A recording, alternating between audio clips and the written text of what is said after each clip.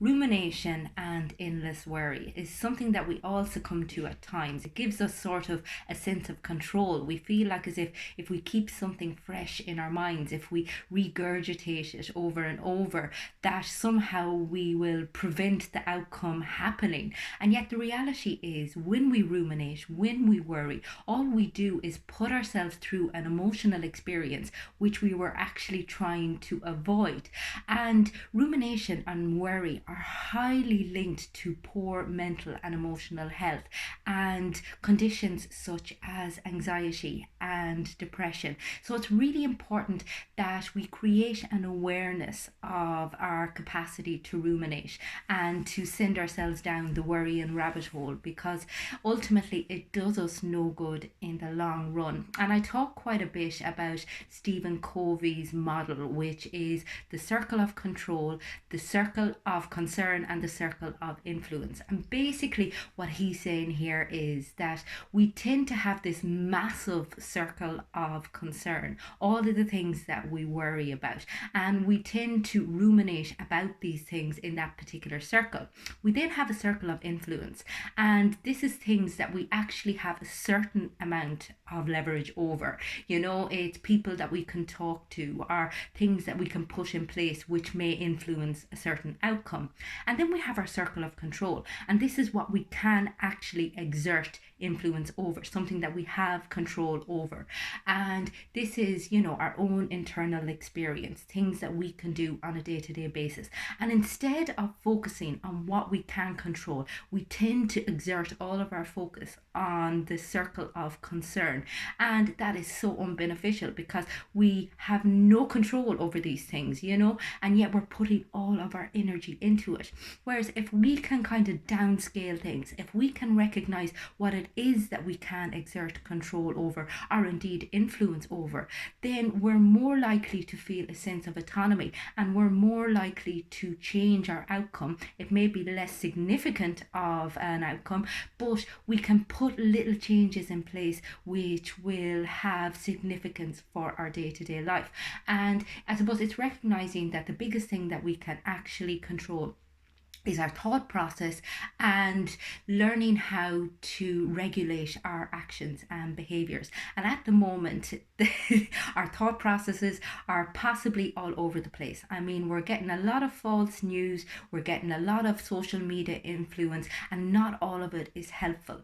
And now more than ever before, it is important that we use our technology for good rather than for, I suppose, bad, for want of a better word. Like, basically, we can spend our day scrolling through Facebook and Instagram and Twitter, and kind of pick up all of these bits of scaremongering that are not beneficial to us and only drive our anxiety and drive our sense of panic. Or we can take a select amount of information from reputable sources such as news or kind of health officials, and then we can be very selective about what else we choose to follow. We can be very careful about following things that are good for our mental, emotional, physical, and spiritual health, that will benefit us and our family.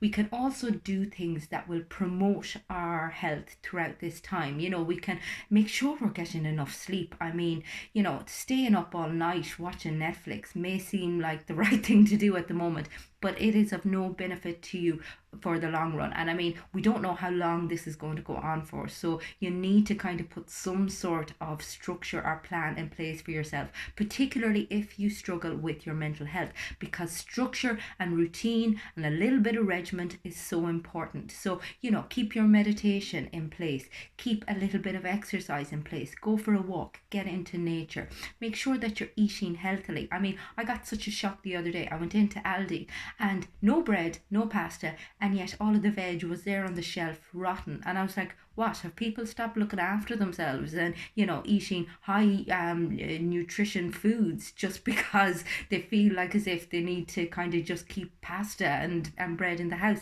So be very wise about what you do. Be very wise about your engagement with social media and with the news and with what it is that is coming up on your feeds.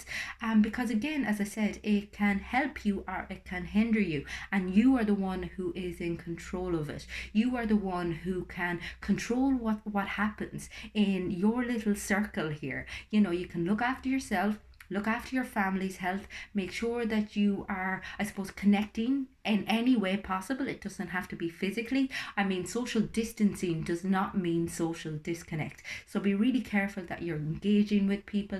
Be really careful that you're looking after, the core things like getting enough sleep, like eating properly, like drinking plenty of fluids, like meditating, like getting a little bit of exercise, like stretching, like reading, like, kind of trying to do good things, nice things for yourself and for other people, and being very compassionate with yourself as well. I mean, this is a tough time, so it's about kind of getting the balance right between going easy on yourself and letting yourself go completely.